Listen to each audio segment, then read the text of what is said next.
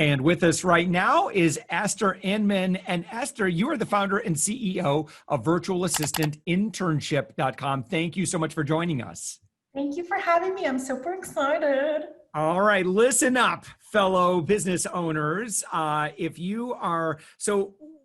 Esther, we have now, I think, brought on, 4 people from your group. And love it.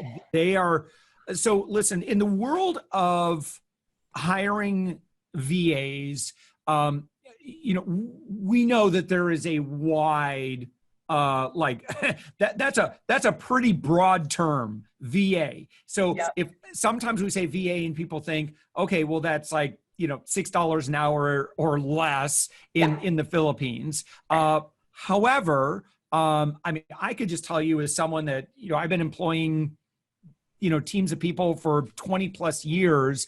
And, I find generally you kind of get what you pay for. And at some point, and I'm sure we're going to talk about this a lot, Esther, and I really appreciate having you on to talk about this. Because I know what it's like, and I'm sure you do as well, when you bring someone on that maybe is not super qualified, and if you're an English, predominantly an English company, and they're, English is kind of a second language for them, and they are charging $6 an hour. Let me just say this, and then I'm going to turn the mic over to you. I think it's absolutely unfair to expect them to do, $15, $20 an hour work, or have that expectation that that's what they should do. Not to say that it can't happen sometimes, it's just very rare. And so when you want someone, and this is my experience with this, who, and you want them to represent your company well, they're going to be engaging and interfacing with customers. We just need to be realistic about who we're bringing in, who we're recruiting, what the job requirements are, and quite frankly, what the budget is for that. And I could just tell you again, Esther, we've gotten some amazing folks through your organization. It's just a completely different experience than working with someone that we acquired through Upwork for more like back end, kind of just like, just yes, exactly. A very, very different experience. So Esther, I'm sorry, I didn't mean to get on my soapbox so quickly into the conversation, but I thought I'd just kind of start the conversation there because I want to make sure that I get everyone's attention about this subject, because here's the consequence of this. And that is that if you keep hiring folks at that level, at that very, very, very junior level or that overseas level, you end up having to do a lot of management and a lot of, you have to just continue to be very, very, very explicit over and over and over again. And just ask yourself, business owner to business owner, how much time do you really want to do that? Or are you ready to graduate to the next level where you've got amazing talent who you can teach them to do something once, and then they can use their skills of creativity to expand upon that and make your life better? Okay, Esther, there is the world's greatest introduction about the value that you bring to my fellow business owners. Thank you so much again for coming on. Would you mind by just starting and kind of giving a high level overview? You solve big problems on both sides, right? So you're actively helping VAs become ready to be able to do great work. And then you also then work with employers and small business companies and help them find and hire and retain great talent. Exactly, right. So when I first started, I started as a virtual assistant when I started working online 7 years ago. Yeah. There was no training really out there. The 4-hour work week was saying, just hire these people for $5 per hour and it's going to be fine. And I found it wasn't fine because I was working with business owners and I saw them struggling with that. And at the same time, they're really struggling because of some of the things you just said. So I give them tasks before I go to bed, and it's marketed to you as, when you wake up, everything's done. And it's like you slept and got all this stuff done. But in reality, they didn't get a bunch of stuff done because they didn't know how to do it. They had questions for you. They needed help with something, and you were asleep. So nothing was really happening. Things were taking way longer than it needed to. And then I also found that the language barrier was hard. You don't need English as the first language for all the tasks in your business, but for a lot of them you do, depending on the business and where you're located and your audience and stuff. So I saw that problem. And then at the same time, I was completely booked out as a virtual assistant. I had no one to send all this extra work to. I had all these military spouses, mom, friends, people that couldn't work a traditional job, didn't really want to. And they're like, I would love to work from home for like 10 to 15 an hour doing blog writing, admin assistant, office type work. Please tell me what to do. But I had no training that I could send them to. It didn't exist at the time. So that's when I started mentoring women from base, from a military base that we were stationed at. I started just letting other mom friends know. I started a Facebook group, helping them. And then when people would ask me for referrals, I had all these people that were trained and ready to go that I could send them and refer them out for. And now that has grown into over 3,000 students now. And we have jobs coming in for the students every single day just from my network, because the word's gotten out that my students are really, really well trained and work really, really well. So it kind of was this match made in heaven. And since then I've grown my own remote team. And so I've learned these lessons myself too. So, let's talk about, if you wouldn't mind, and in numbers, I think this will be very enlightening for folks. Can you kind of go through the different pay rates and and we'll just talk business owner to business owner. Yeah. Like, what would your expectation be, based on, we'll start talking about the, really, really entry level overseas, not necessarily skilled in any particular area other than maybe, and just kind of go up from there, and kind of what you personally as a business owner would expect at those different levels. So anything that's going to be repetitive and kind of menial, and you can record yourself doing it once and then send it to someone and they can like take it on and it's easy for them to pick up. That stuff, if you would like, you could outsource to a company for like less than $8 an hour usually. But honestly, like $8 per hour is minimum wage in a lot of America. So for a little bit more money, you could actually help a local military spouse who can't work otherwise. You can help a mom. And so for a little bit more money, now you get someone who's a native English speaker, and you have somebody who's on the same time zone as you, and they can work at the same like hours and the same level as you. So that's the first thing to think about.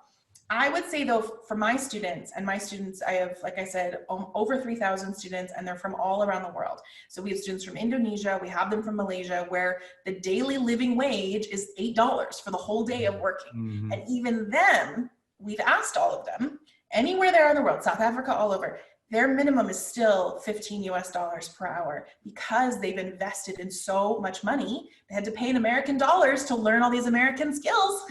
And so they don't really want to take less than that. Sometimes you can find people for around 10 to 15 and when they're just getting started. But that's going to be for kind of basic stuff. If you want somebody who has customer service experience, is going to be really like loving and caring to the people who are sending in questions or messages, then you're going to want to pay them at least 20. And then from there, I've seen some jobs come in and people are like, we want a Facebook ads person. Payment is 20 an hour. And I laugh. I'm like, good luck. Who spent all that money and time and work to learn Facebook ads and is going to only charge 20 an hour? That doesn't exist if you're going to have that quality that you really, really want. So those are the things that you kind of have to think about. And going up from there, when you start to get into anybody who's managing or project management or specialized skills, then it goes to the 40 to 50 an hour. But it doesn't take them as long. So a lot of times it evens out, because do you want someone who had to figure out how to edit your video and it took them 5 hours at 10 an hour, or the person who took them half an hour and they charge 50 an hour? So you have to start thinking about people's expertise and what they're charging and stuff like that too. Yeah. Esther, as a business owner and working with, first of all, before I get into that, thank you again. I know your husband served, you're a mil spouse, and, folks, again, if you're not empathic to those who serve and their families, I'll just tell you that, those who serve definitely make a sacrifice. Yeah, I was in the Navy for 5 years. It wasn't married at the time, but I know that the families make a tremendous sacrifice as their loved ones are serving. So I just want to say, I always, anytime I meet someone who's, been deployed along with their service member, family member, just thank you so much for that. It was a really rough, long time. I lost my entire career. Luckily, I found virtual assisting and was able to transition into this, but it felt like everything was about him.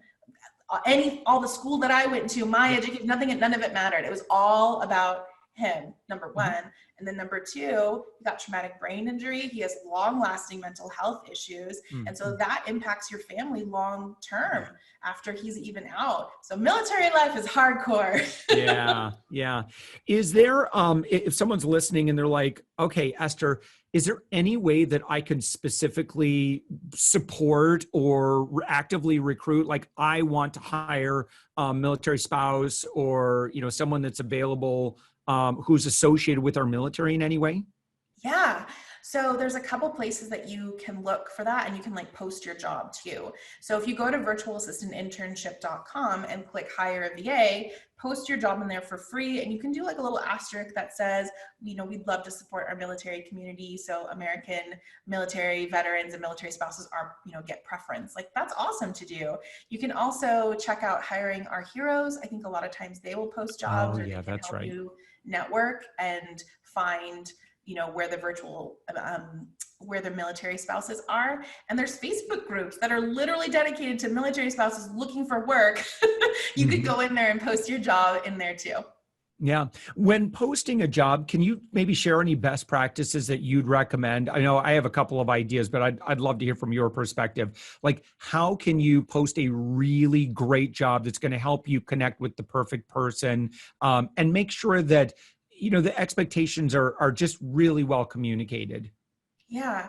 So what I always like to do is have people really outline everything that they don't want to be doing or that somebody else could be doing if this is your first hire, and start to clump those into groups of content or tasks, so to say. So if you find that, here's a bunch of tasks that are related to social media, then those can kind of get chunked together. Here's a bunch of tasks that are related to admin, answering emails, following up on things. Okay, so I'm going to chunk those together. And then you can kind of start to put all of that together into the job description, shorten it up. We don't want a huge long task list in the job description, but you can start to put those things together.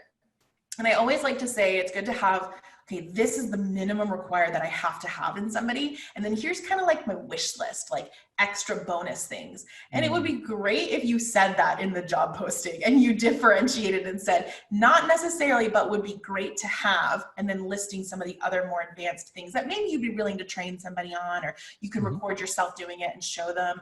Because I find that people, women especially, we won't apply for jobs unless we meet every single thing that's listed. And so if you went too crazy, you went too ham on your job posting, you might not be able to get some responses. And so you really want to have, okay, here's what I really love. And then here's some of the stuff that would be on my wish list. And then I also really recommend people ask for portfolio samples for anything that you're going to want them to do for you. So if it's editing a podcast, for example, they should have that experience and have a work sample they can show you. If it's writing blog posts, it shouldn't be a personal blog that they wrote. They should have an example of someone that they've written for, so you can see, they took this person's voice and they made it sound like them. Cool. This could work for me. So ask for portfolio samples, and ask for testimonials or references would be great to do. And you can do that in the initial application, so they can send it all at once. So when you're looking through, you can really immediately, they don't have samples. I don't even want to bother with them, or, they have testimonials. People seem to really like this person. I'm going to definitely move ahead with them. And then the last thing I would say is trial tasks work great too. So if you're down to 3 that you really, really like and you've interviewed them, do a paid trial. Say flat rate, $40. Please write this blog post and create me 3 social media posts about this topic. Here's some research links. And the cool thing is we do this And we end up getting a bunch of blogs that we're able to use. So we're like, cool, we got some stuff that we can now use, and it's kind of in our stock of things we can use. So paid trial tasks are great because then you can really see how they really work, and if they can get it to you in a timely manner, if they are able to follow instructions, if they included everything and have attention to detail. So those are kind of the phases of how I recommend people hire. Yeah. And your program, 90-Day VA, for those who are like, okay, listen, this sounds great. Can you help me, Esther? I would love to get a great VA job. I think especially right now, where folks have so many people have made major shifts in what they're doing, or maybe they were going into an office and now they're working in an environment where they're like, I'm so done with this. Like, I want a little bit more flexibility, or kind of forge my own trail. What does your program look like? So I really focused my program on the top skills that people are being asked to do as virtual assistants. So blog writing is huge because it's the content monster. We're constantly creating content in our businesses. We have 50 million social media channels. We're supposed to also be creating videos, and maybe we have a podcast too. We have all these things that we're always doing. So I teach content repurposing as kind of the soul of my program, where let's say you could take this podcast recording, you could hand it to this person, and they can turn it into the show notes, they can turn it into the blog post, they can turn it into social media posts, they can make little quote visuals for your Instagram, they can do it all. They know how to engage on behalf of you, and then, or vice versa, we hand them a video. They can edit it for different platforms. They know how to get it up on YouTube. They can strip the audio and turn it into a podcast. They know how to do all of that. So that immediately is going to alleviate entrepreneurs' time. And it's a hot thing that people are always hiring for. And if not, if they don't want you to repurpose a bunch of stuff, then they will maybe want just the podcast piece, or maybe just the video editing piece. So my program really teaches this top stuff that people are asking for. And we're always adding new things in there. When like Reels just came out on Instagram. So I'm preparing a lesson on that, of how virtual assistants could help entrepreneurs make Reels, and what they would do, how to use little simple editing tools and ideas for videos for their clients. So we're always adding stuff in there whenever we see that, ooh, this is something that people are going to want to hire for. Right, we'll put that in there too.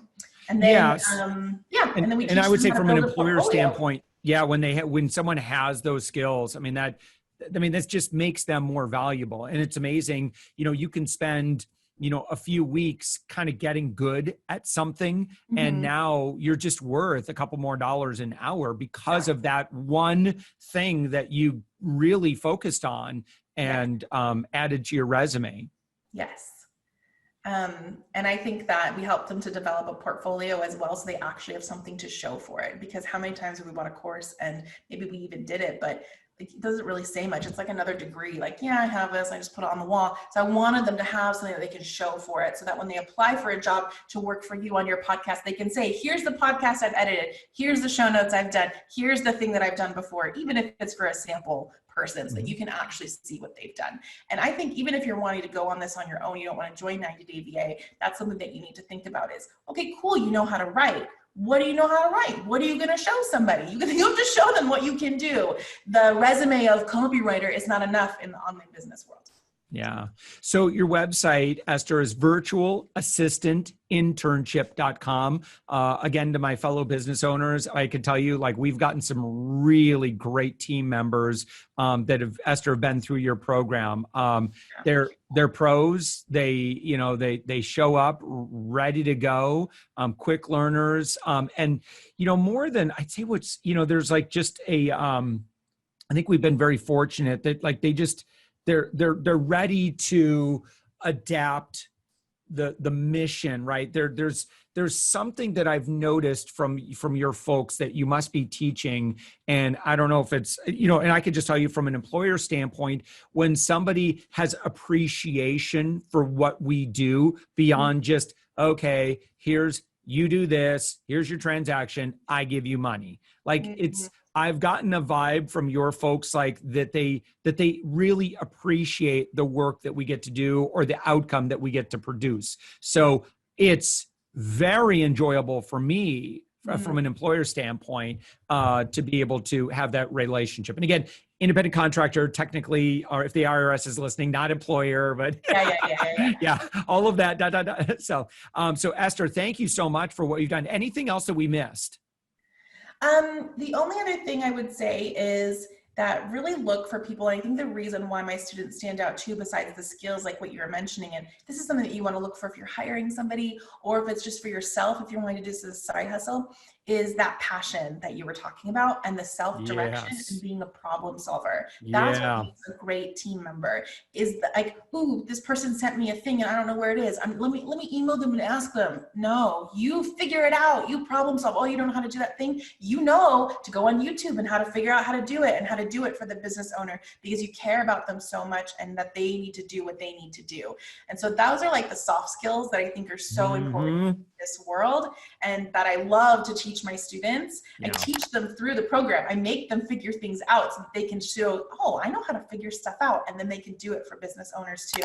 So whether you need to take that in for yourself or with the team and how you hire, I think that's a really important point beyond just hiring somebody who knows how to edit a podcast. Esther Inman, thank you so much for joining us again. Virtual Assistant Internship.com. Great company. Congratulations. Thank you so much for your milspouse experience and all of your sacrifices and coming around and creating something so wonderful that's led to some great introductions for us. So it's been an honor to have you on the show.